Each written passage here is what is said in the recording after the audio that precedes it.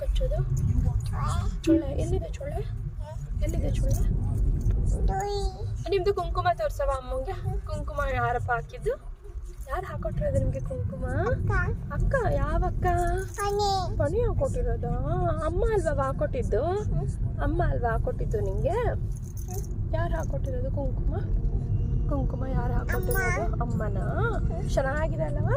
ಯಾವ ಕಲರ್ ಅವ ಕುಂಕುಮ? ಯಾವ ಕಲರ್ ಕುಂಕುಮ? ಕುಂಕುಮ ಸೂಪರ್ ಇದೆ. ಯಾವ ಕಲರು? ಅಲ್ಲಿ ನೋಡಿ, ಅಲ್ಲಿ ನೋಡಿ. ಯಾವ ಕಲರ್ ಕುಂಕುಮ? ಯಾವ ಕಲರ್? ರೆಡ್ಡಾ?